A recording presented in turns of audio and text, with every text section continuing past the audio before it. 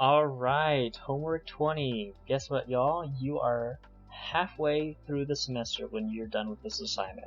Okay, we're going to go over chapter 5.8, problem 2a and 9.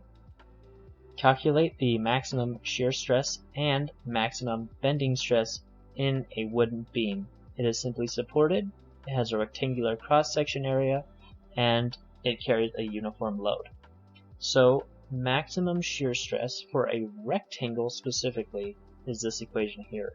Now our shear stress equation is just QV over IV, but for a rectangle and you're getting the maximum one, it simplifies to this. So this is all I really want to worry about. So our V is going to be QL halves because, well, if you make a point load, you're going to have QL and then your shear is going to be half of that because it's going to be between your point load and your reaction. Anyways, and then your area, of course, is your base times height. So we can plug that in and we are done with that. Now we need to find the maximum bending stress, which we all know and love is MC over I. Our I is our generic rectangular I, and our C is H halves. Now we just need to find the moment. But look at this. You might recognize this beam here. So, yep, you guessed it, M is QL squared over 8. And if you want to work that out, you can look at those little drawings that I made and see how I got that. Otherwise, we're just going to plug everything in and get our answer. A laminated wood beam is simply supported and is built by gluing 4 boards together to form a solid beam. It has a rectangular cross-section and has an allowable shear stress and an allowable bending stress. If the beam is 12 foot long, what is the allowable load P acting at the 1/3 point along the beam? As shown, include the beam's own weight. So, notice it's asking for a maximum P, but we have 2 allowable stresses, a bending and a shear. So we have to find the minimum P based on the max P allowed for both shear and bending. So for now, first I'm going to focus on shear and then we'll compare later after I find bending. So for my shear, knowing that a force is relatively similar to a shearing force, we're just going to look at the max shear and then we're going to kind of look at things from there. So this is my simply supported beam. If I make a shear force diagram, it's going to look like this because we have my reaction up, reaction down from P, and the reaction up from B. And then this crooked portion is the fact that the reason it's gamma times A is because if you look at the weight units, it's per foot cubed. And so as you go along the x-axis, that takes care of one of the dimensions, but you still need to include the cross-sectional area, this rectangular portion here, to make up for the other 2 dimensions.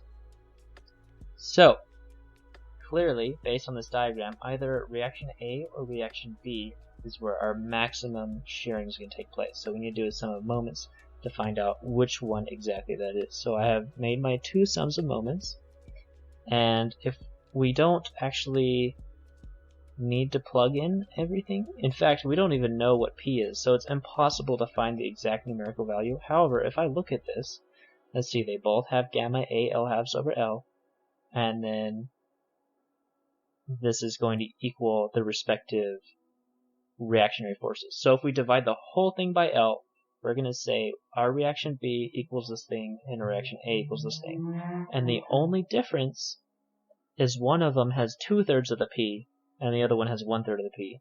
So clearly reaction A is greater in magnitude than reaction B, and that is what our maximum shear is going to be. And then, due to the fact that our allowable shear stress is relative or related to our maximum shear force, we can solve for P using the moment equation. So all I did here is I have my moment equation where I found that A is the maximum shearing, and then I solved for P, and then knowing that RA equals VM, I can plug in my tau and then solve for what the actual value of that P is. Alright, now we need to solve for the maximum P due to bending. And since bending is a relationship to our moment, we're going to integrate our shear diagram and find out what our maximum moment would be. In this case, it's a lot more obvious. We don't have to do any sums of anything. We can just instantly tell our maximum moment will be located at our third length portion. So if I break my beam there and I just look at the values, I can say my moment is going to be equal to that reaction at A times its distance times my point load of my weight, so this is a different P, times that distance of L6. And we got RA earlier from whenever we were solving the maximum P due to shear. And then we can create our point load for weight, which is our weight times cross-sectional area times the distance that it affects. And we don't know P, so we still can't find the actual magnitude. However, we do know our sigma. And so if I solve for my M as a function of sigma and then set that equal to it, now I can solve for my P as a function of sigma. Kind of the same thing as we did for our shear. This equals 2.15 kips, which, if we compare them, is greater than 1.91 kips, so that one is our limiting P. Now we're going to do part B, which says, repeat part A if the beam is assembled by gluing together boards in such a way that it looks like figure C. So before, we had a glue joint in the middle of the beam, and this time we don't, which means we're going to have two different shearing equations. And the reason for this is because our allowable shear stress in wood is different from glue. However, in part B, we didn't care because if it was one solid beam instead of glued joints, we would have just used wood, obviously, because there was no glue, but it would still have been located in the center. However, this time we have different shearing strengths, and the weaker one is not located at the center. So we have to check both of them and see if one of them would yield before the other. So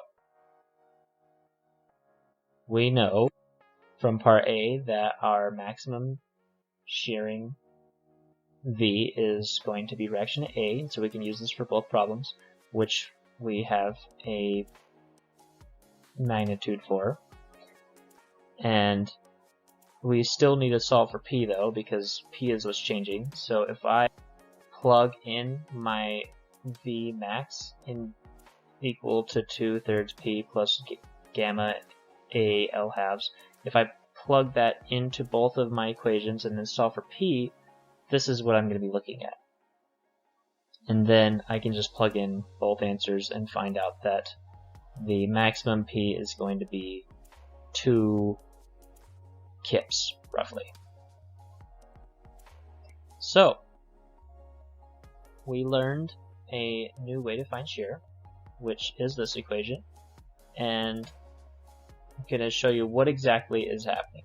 So if we have a beam, and we wanted to look at the shearing forces within that beam, we can cut it and we can say, okay, we have some shear going through that. And of course, when we are saying that, we have to recognize that the shear is going in both directions. We have a plane, and on both sides of that plane, the force is in opposite directions. So, if I were to have a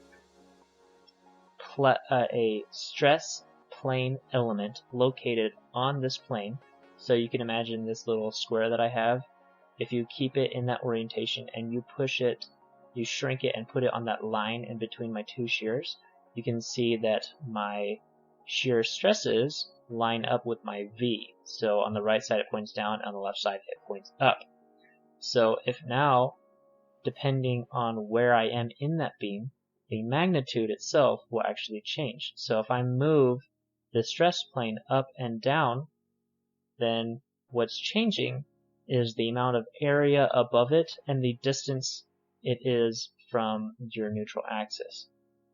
So we're zooming in, and we're going to say if this is the cross-sectional face of my beam, and we have this element, this stress element, which is actually, now it's going in and out of the page and vertical along this dotted line, then this green section is the area above, and this Y here is the distance between the centroid of that area and the neutral axis.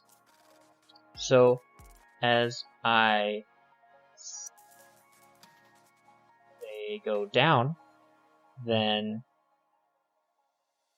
the Q will get bigger because the area has greater weight. And then if I go so far down that it passes the neutral axis, then it flips. And so you're not going to gain more than the area that you would have if you're exactly in the middle. And that's why the maximum shear takes place at the neutral axis. I hope that was helpful, and good luck.